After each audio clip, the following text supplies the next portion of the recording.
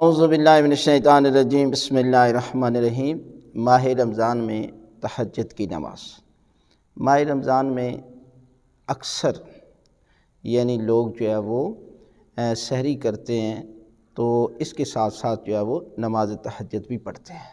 اور جب انسان ماہ رمضان میں تہجد کا عادی ہو جاتا ہے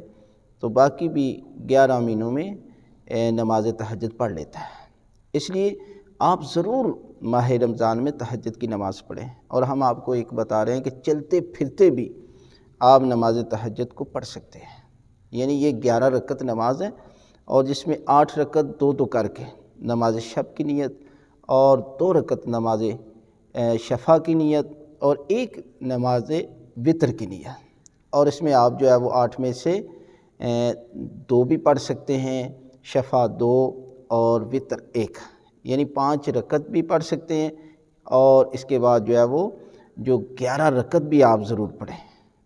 جتنا آپ پڑھیں گے اتنا ہی ثواب جو ہے وہ پروردگار آپ کو عطا کرے گا۔ چلتے پھرتے مراد یہ ہے کہ انسان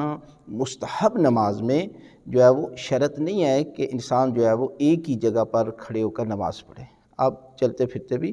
یہ نماز پڑھ سکتے ہیں۔ اور اس میں جو ہے وہ ماہ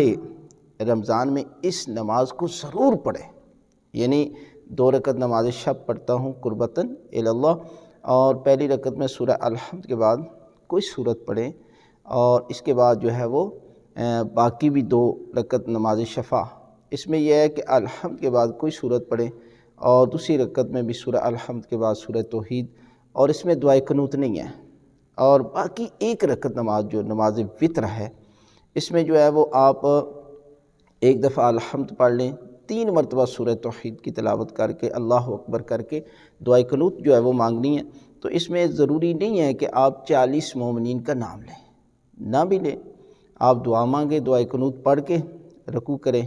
اور نماز کو مکمل کریں۔ تو یہ ہے کہ آپ آسان سے آسان طریقہ یہ ہے کہ آپ 11 بھی پڑھ سکتے ہیں، 5 پر بھی اور 1 پر بھی اکتفا کر سکیں۔ آپ آہستہ آہستہ عادی بنائیں نماز تہجد کا، بہت بڑی فضیلت ہے، اور یہ مستحب نماز ہے کہ جو بعد میں انسان قضا بھی کر سکتا ہے، دن کے کسی وقت بھی پڑھ سکتا ہے، لہذا ہر صورت میں آپ ماہ رمضان میں نماز تہجد ضرور پڑھیں۔